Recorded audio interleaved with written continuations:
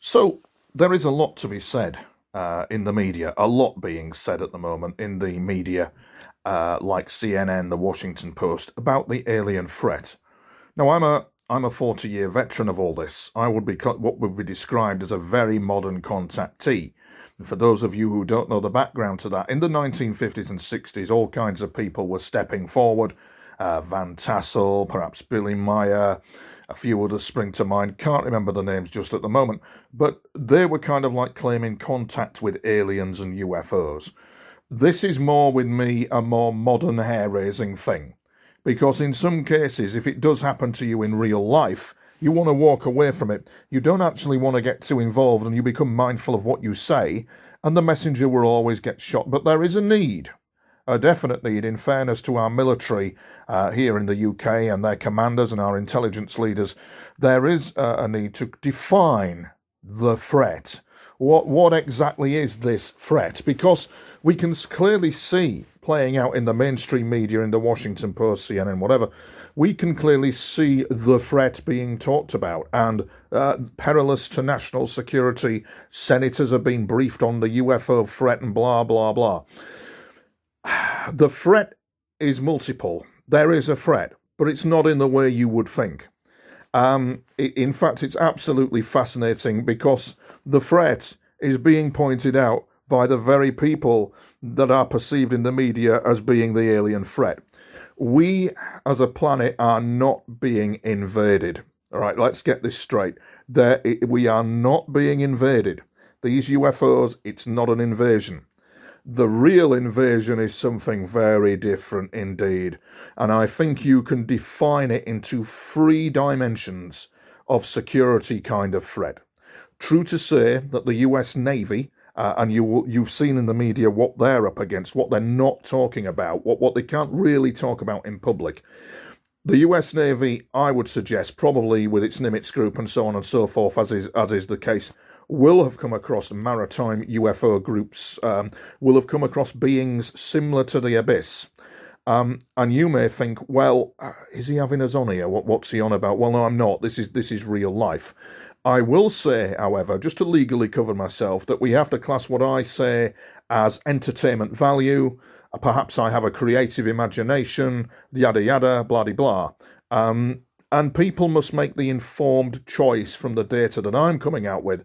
And some people will, and they know who they are. They'll take a look at this and go, really? Okay. And so I think we've got to define it as for entertainment purposes only. However, what happened to me has happened. And this is kind of like my experiences, and I want to leave this for future generations. And this is Great Britain, and I like Great Britain. And there is the right to freedom of expression and thought. And I'm very lucky to actually sit here and maybe do this, perhaps in China or somewhere I may be carted off. There is, with contact experiences and talking about this, always the kind of lurking threat of I don't know, being carted off somewhere or anything like that. There is actually what's the word I'm looking for? Interest from other parties going on that are involved in, let's say, the world of intelligence and spying and all this kind of thing, because they want to have a strategic edge on this situation. Any country can try and get a strategic hold of what is going on. For example, some of these UFOs that we see in the skies above are not from the Air Force. They are not classified test aircraft. They're actually belonging to other civilizations from other galaxies who use Earth as a base. The joke being that if you are a member of the public like myself, who gets singled out by them, they will start telling you information about them that is entirely opposite to the mainstream narrative that is being told.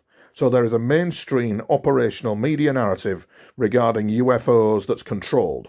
But when somebody and those in the UFOs step out of that narrative, in order to enhance information, and in fact, in order to be cruel to be kind, to give our military, especially the US military, a kind of like a hands, eyes on look. It's like being in a barrage balloon. If you're up in that big balloon, you can survey the landscape, which is exactly what's been happening. And so, quite routinely, two extraterrestrial groups out there will routinely come in and communicate because they're using our Earth as bases. One group is oceanic, and we'll say that the other group is Nordic, as in blonde and blue-eyed. I'm using, there's many more, but I'm just using these two groups in particular. Now, The thing is, with the incidents that we see with the UFOs, I would suggest with the Navy currently being reported, I would suggest that that there is actually some defensive posturing going on by these ET maritime groups because the US has rolled up with its nuclear stuff. And that they don't like nuclear. It is similar to the Abyss. They just don't like nuclear stuff. And so it may be a possibility, as the US Navy may have pointed out, bit of defensive posturing going on, bit of argy-bargy, not firing on each other, but just a little bit of two professional military forces, one not alien and one human, kind of like colliding with each other. But really, and this is the thing, if America can kind of like talk peace, if America can understand even more and gain a technological edge, that might bring great benefits for the world. It's okay to go on in public about, hey, dudes, what we got in the hangar. We're doing this with the technology. We can fly quicker. We can go here. It's weaponized. It's quite ugly, actually, that there's this posturing towards weaponization, military, the threat complex and all this kind of thing. When, for example, the Russian paranormal warfare units indicated that they'd communicated with ET and they had got medical information from them, but not military. So we can see that we're not being invaded. That's the first thing. They're not invading us. One of these extraterrestrial groups I have had the privilege to really head on now, on and off from 2014, they're Nordics, and they have a command structure like the US military. So don't tell me how I know this. It doesn't matter if you don't believe me. I've just had 40 bloody years of it, and sometimes it can get irksome. But from what they tell me, these blonde, blue-eyed beings, they have bases in certain regions of the world, in India and China and all that around. And oddly enough, the China and Indian Air Forces don't go into certain regions because of the UFO presence there. You're dealing with a civilization that is 700 years ahead. You're also dealing with a civilization that is not invading us, but you're also dealing with a civilization that has a command structure similar to the US military. So you have Defense Command, Exploration Command, Judiciary. I've forgotten the other one, but it's kind of like, it's roughly that kind of thing. But it's like they have a judiciary. So they have a legal process like they would in America or any other country. This alien civilization has a judiciary. This judiciary of this alien civilization points to a threat that is non-human, because disclosure is controlled by alien forces. It's not controlled by the American government or anything. It's controlled by alien forces. Now, what we're up against is when our Air Force go in the skies above, our RAF, for example, what they're actually witnessing is a Cold War posturing between alien groups in the skies above them. So this civilization we could talk about, which are Nordics, that has a judiciary, they express their deepest concern over what is going on around humanity. So it is a form of a threat, and it's actually biblical hybrid. You've probably not heard of that term before, but one of the key players at a MUFON conference in all this, you hear him in the media, you hear him on CNN, I'm not going to mention his name, stood up in front of MUFON and came out with a load of stuff. MUFON came back at him and said, well, hang on, mate, you're kind of like just telling us the time here, we know all this. But there's one thing, when he was going on, there was a slide up there, he was going on about his AATIP, Advanced Aviation Threat Information Program. There was a slide there that more or less indicated that the people in the DIA, Defense Intelligence Agency, or the DoD for that matter, had concerns of a spiritual and kind of ethical, biblical nature about what was going on around them. Well, yes, indeed. Yes, indeed. And the biblical stuff is very true, because the Bible points to another dimension interacting around humanity. And the definition of that would be a demonic force. It would appear that through various accounts of contactees dealing with extraterrestrials, one group in particular, one group that spoke to a New Zealand contactee called Alec Newald, clearly indicated that the Earth is ruled by some kind of negativity, and it needs to be respected because it is a form of life, and that is correct. So what you've got is kind of like the manipulation of humanity by some other force. So it's no coincidence at all that the Americans established an agency called the Collins Elite, that was a Christian agency, to explore this kind of hybrid, demonic, biblical threat which is going on around us. And the extraterrestrial civilizations that are visiting Earth point to it as well. So technically they're not the threat, it's something else. Not in any data have I seen regarding AATIP, nor in any data have I seen regarding TTSD, to the Stars Academy, has there been an indication of this, but it's present. And if, for example, you look at the work of Chuck Missler, for example, was part of the Department of Defence at one point and then he became a preacher. His work clearly points, it's very Collins elite. I've often thought that he was a Collins man because he's clearly pointing to something going on. The kind of manipulation where nations start warring with each other. The kind of manipulation where America nukes Russia, Russia nukes America. And I'm sure that Mr. Trump and Mr. Putin do not want their children running to nuclear shelters. What good, for example, all that lovely kit burning on beaches when China attempts to invade Thailand? For what purpose would that serve? That because there'll be no winners. And as these civilizations have pointed out, especially the Nordics, there's no heroes in war. So you can define it that way, that it is hybrid biblical. The second threat that the US government is actually up against, and our militaries, let's say, of the Five Eyes, if that's what you want to call them, is alien, but not in the way you would think alien. It is not in the way you would think. It's alien, diplomatic incident, Cold War stuff. And what you've got is humanity, our militaries, caught in the middle of some kind of very big Barney between two different alien groups. One could be called Russia, for example, and one could be called America. And then you have one of these civilizations who has a judiciary expressing a legal, moral, and ethical concern over the activities of an extraterrestrial group. And this is the joke, because this is what happens when you, as a government, buy a UFO of people who you don't know, and it is their equal of starting a 1900 car with a crank handle, but they're not going to tell you that, and you'll have very little to show for it. And they've been covering ass with that ever since. Men died on the beaches of D-Day to prevent tyranny from happening, and unfortunately, tyranny has walked through the back door, and you know exactly what I'm talking about. So there's all this covering ass going on about the threat and blah, blah, blah. The threat isn't quite as it appears to be. They're not invading us. The thing is with an invasion is that if you really, really wanted to invade mankind, you'd do it via the subconscious realm.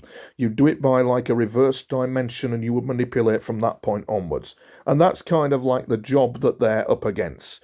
It's not easy, but it appears to be what's going on. And we define again the third hybrid threat, which is nature. We have these fantastic phones, this technology that is kind of like, that we see in the media from To the Stars Academy and others where they're talking about, this fantastic materials, flight capability. There's no mention of assistance for medical. There's no mentions of how education might be improved. And there's certainly no mention of our oceans and the sea levels rising, to which one of these civilizations, which are the Nordics, are routinely monitoring Earth's environment. Their craft are very clever.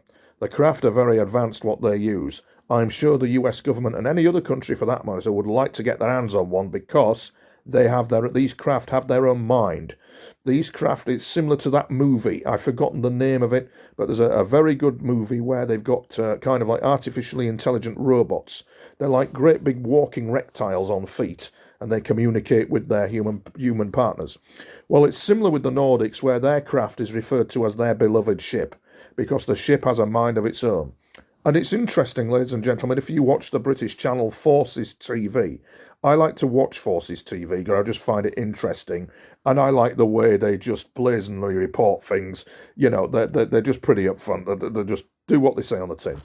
But I noticed on certain clips, and we've had a look at this, when you look at Forces TV, there's certain films where nobody's noticed that there's a UFO in the background flying across. One documentary in particular, I think to do with the Battle of Jutland, had a UFO in the closing sequence appear and go off and nobody noticed. Similar to what was filmed on Colombo. There's a famous scene on Colombo, oddly enough by the sea, where one of these white dot of light UFOs just appears and goes into the clouds. What are they? They are a maritime civilization. They come from another universe, but they share our oceans as a base. So you will be forgiven, if you're the US Navy, for turning up on their doorstep, amped up, lit up, nuke carried, it's going to worry them a bit. And that is why it's important for America to open its hailing frequencies. That is why it's important for the British military to open its hailing frequencies, because I believe that they're being signalled to. So there is an environmental threat from the rising sea levels. And the Nordic craft, they can use the Nordics, from what I've had in my interactions, these craft. There was a saying on one of these guys was saying, he was a tank commander, that sometimes only a tank will do. Well, it would appear that sometimes only one of these triangle crafts will do, and their artificial intelligence can be used as precision machines of analysis to analyse environmental issues and all this kind of thing, which appears to be what they're doing for some reason that they've not fully told me of. But the liaison is constant, and so the threat can be defined, as I say, as hybrid biblical, hybrid alien, hybrid nature. So nature, as in the rising sea levels of our oceans, are a genuine threat. There's a possibility that this could be critical for humanity, and we need to sort that out.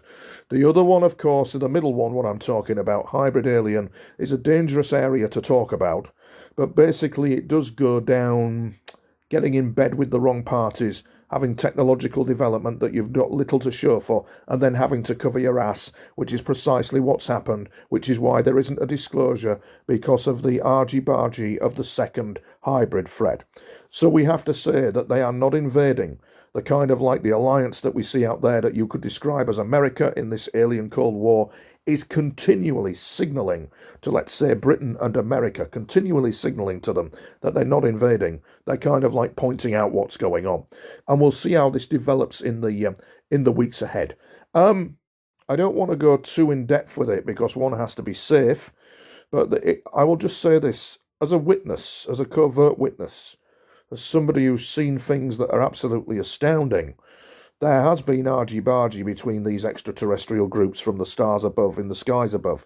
And an incident that happened, which, how can I describe it? One group, their judiciary, expresses great concern over, let us say, illegality of the actions of another group.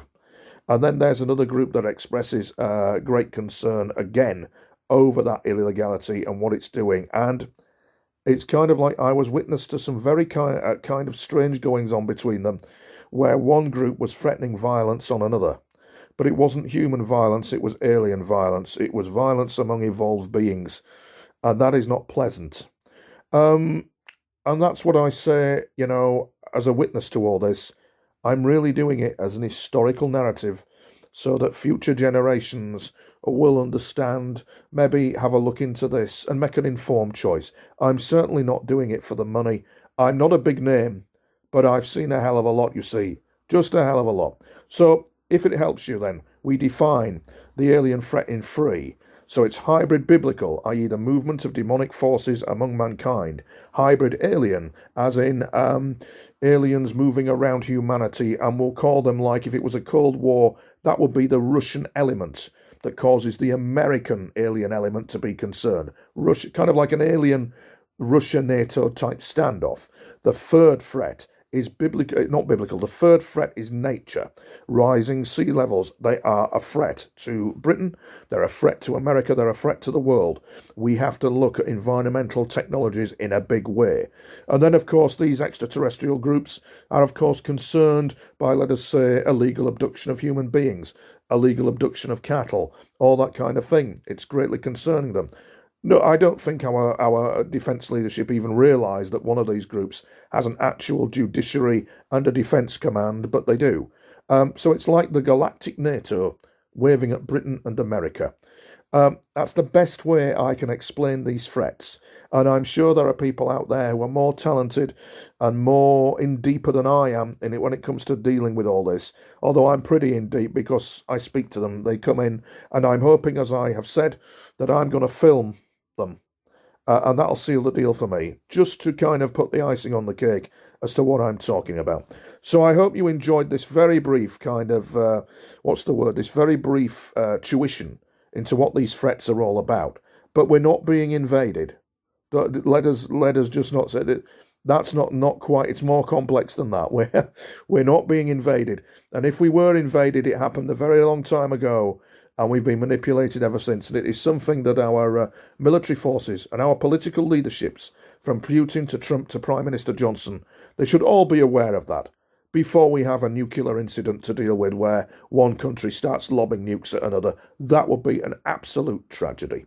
Okay, over and out. Thank you for listening. Hit the subscribe button. I'm going to, for the first time ever, put the comments up so you can kind of like make comments. I'd be interested to hear your feedback. Keep it clean. All right, thank you.